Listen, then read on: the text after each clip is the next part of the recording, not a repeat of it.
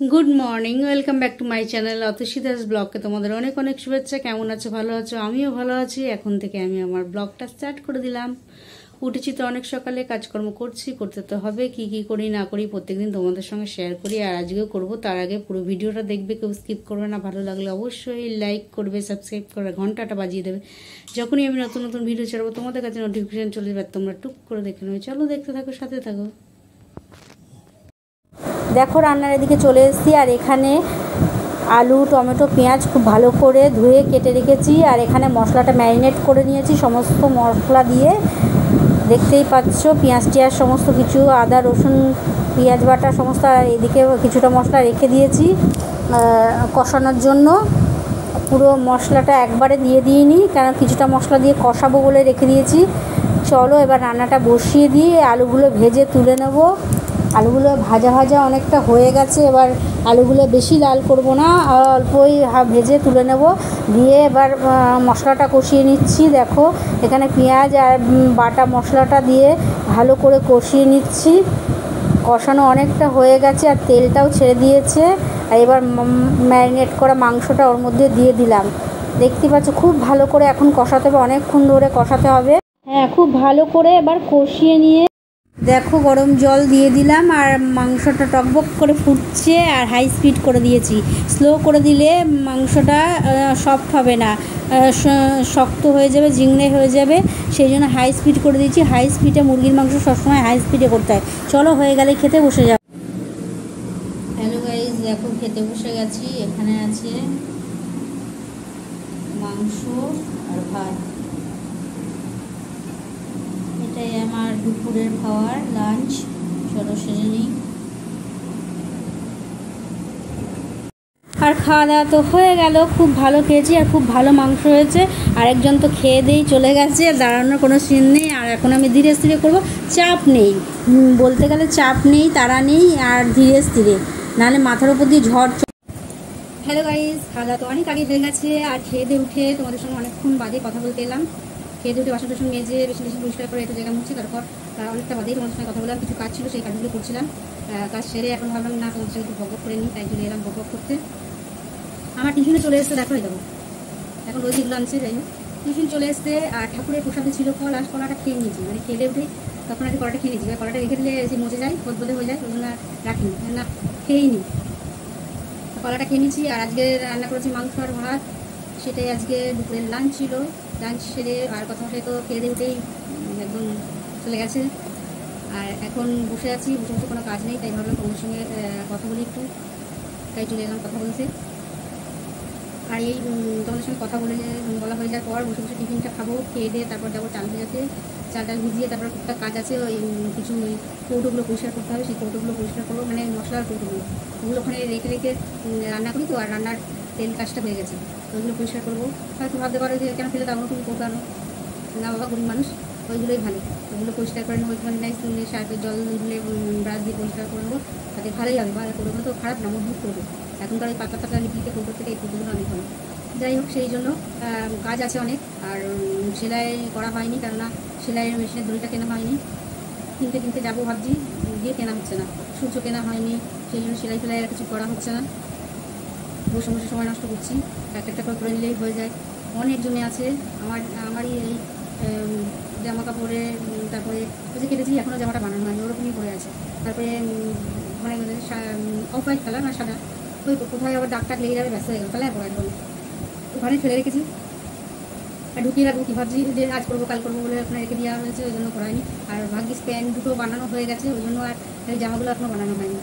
দুটো জামাই রয়েছে, জামাগুলো এখনও বানানো হয়নি। এই ভাবছি দুটো জামা না, একটা জামা বানানো হয়েছে, ভুলে গেছিলাম, সরি। একটা জামা বানানো হয়ে গেছে, আমাদের দেখিয়েওছি না। আর হোয়াইট কালার না, ওটা অফ হোয়াইট কালার, এই বাটার কালার টাইপের, ওরকম কালার। ওই কালারের জামাটা বানানো হয়। আর আগে পিঙ্ক কালারেরটা বানানো হয়ে গেছে, সরি। যাই হোক, এখন ওই বসে বসে ভাবি একবার এই নিয়ে বসবো, আর করা হয় না।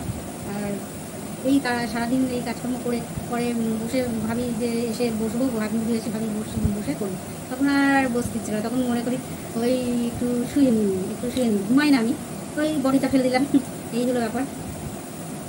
তাই জন্য আর করা হয় না। এরকম করে ফুরোমো করে করা হয় না, বলে না কি এটাকে হিন্দি ডায়লগ আছে না, কাম চোর কাইকে ওরকম পুড়ে পুড়ে কাম চোর কাইকে।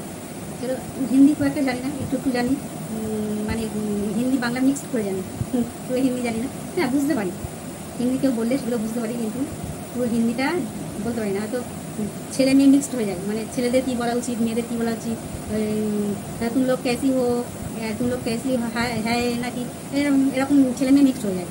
ছেলেকে কী বলে বলে, মেয়েকে কী বলে বলে, ওগুলো ঠিক হয় না, सबके एक रकम बोली।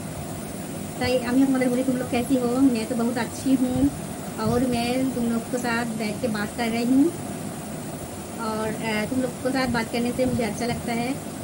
এই যে अच्छा लगता है ना लगती है, এই যে लगता लगती এইগুলো এক হয়ে যায়। হ্যাঁ, लगता है लगती है, যাই হোক তোমরা কিছু আবার মাইন্ড করো না, তোমরা একটু ক্ষমা ভুল করে দিও যারা দেখছো।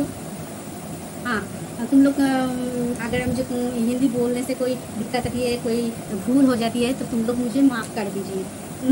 माफ़ कर दियो। हाँ ठीक है, चलो अभी मैं रखता हूँ, बाद में तुम लोग के साथ बात करेंगे।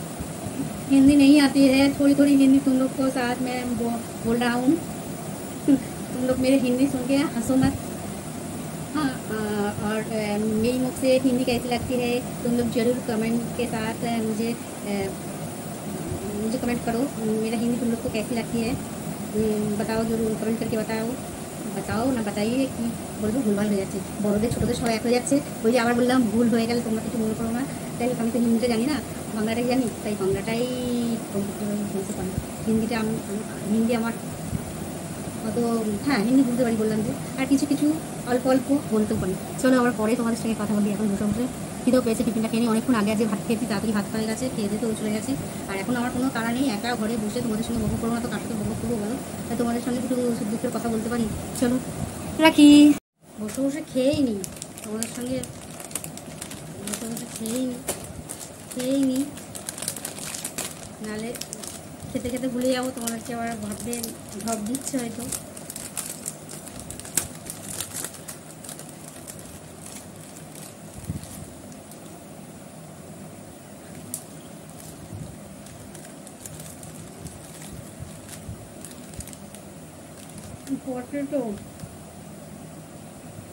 পটেটো ক্র্যাকারগুলো কিছুদিন আগে ছোট ছোট হয়ে গেছিল, আজকে দেখছি আবার বড় বড়। দেখো, প্রথমে কিন্তু এরকম বড় বড়ই ছিল, মাঝে এইরকম সাইজ হয়ে গেছিল। মাঝে কেন, কালকে খেলাম তো কুরকুরে, কালকে না তার আগের দিন খেয়েছি, যাই হোক ভুলভাল হয়ে গেছে, ঠিক এইটুকুনি সাইজ। এর মধ্যে দেখছি কয়েকটা বড় আছে, দেখো এই দেখো, এগুলো বড় সাইজ। চলো খেয়ে নিই, তোমরা আবার বোর হওয়া।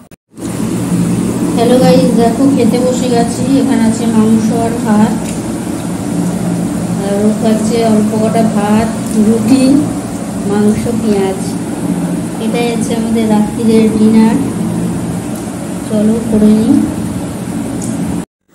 এইমাত্র খাওয়া দাওয়া শেষ হলো, আর খেয়ে দিয়ে উঠে বাসনগুলো মেজে বেসিনে ধুয়ে নিয়েছি। তারপর অনেক কাজ বাকি আছে, সেটা তো জানোই। আরেকজন দাঁত ব্রাশ করতে করতে একদম রাস্তায় চলে গেছে, আর দরজাটা হাট করে খুলে গেছে, মশাগুলো ঢুকিয়ে একদম হুল ফুটিয়ে চলে যাচ্ছে, এমন কামড়াচ্ছে যে দাঁড়ানো যাচ্ছে না, মানে জ্বালা পুরা করে দিচ্ছে। হ্যালো গাইজ, এইমাত্র খাওয়া দাওয়া শেষ হলো, আর খেয়ে দিয়ে উঠে বাসন টাসন মেজে বেসিন পরিষ্কার করে জায়গা মুছে, গ্যাস ওভেন মুছে তারপর তোমাদের সঙ্গে কথা বলতে এলাম। কেননা গ্যাস ওভেন তাদের মুছতে হতো, মাংস রান্না করেছি, সব তেল পরে তেল কাজটা হয়ে রয়েছে, আর গরম আবার পড়েছে, সেই জন্য আরেকজন তো সেই জন্য মুছতে হলো। আরেকজন তো খেয়ে দিয়ে উঠে দাঁত ব্রাশ করতে চলে গেছে, আর এখন আমার কোনো কাজ হয়নি, এখনো করব, অনেক কাজই বাকি আছে। দাঁত কিচ্ছু ব্রাশ করা হয়নি, কিছুই কাজ হয়নি, কিচেনে কিছুই করা হয়নি, আর রাতও অনেক হয়ে যাচ্ছে। তাড়াতাড়ি করবো বলে একদিন 5-10 মিনিট আগে হয়েছে, আর প্রত্যেক দিন ওরকমই দেরি হয়, তো আগে কোনো দিনও হয় না, হবেও না। এবার থেকে ঠিক করেছি আমি আগে খেয়ে নেব, আর বাসন টাসন যা থাকবে এটু জায়গা সব ওকে দিয়ে মোছাবো, তাহলে পরের দিন থেকে তাহলে ঠিক টাইম হয়ে যাবে, কারণ নিজেকে করতে হবে, তাহলে বুঝতে পারবে ব্যাপারটা কেমন। মানে সমস্ত অত রাত করে খেয়ে তারপর সমস্ত কাজকর্ম সেরে আরও কাজ থাকে, সেগুলো করতে হয়, বসে বসে সময় নষ্ট করলে তো হবে না। যাই হোক,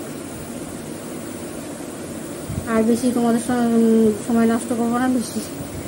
আর আজকে সন্ধ্যাবেলা টিফিন কী করেছি সেটাও তোমাদের সঙ্গে শেয়ার করেছি। আর রাত্রিরে আমি পুজো দিই, রাত্রিরে মনে হয় কলা দিয়েছে, আবার কলা না আম দিয়েছে, দেখলাম আম এনেছে, কলা দিয়েছে ঠাকুরকে। আমি খাইনি কলা, রাত্রিরে কলাটা মনে হয় ওই খেয়ে নিয়েছে। যাই হোক, ঠাকুরের প্রসাদ তো। চলো, আর আজকের বেশি লেট করবো না, আজকের মতন ব্লগটা এখানে শেষ করি। Good night.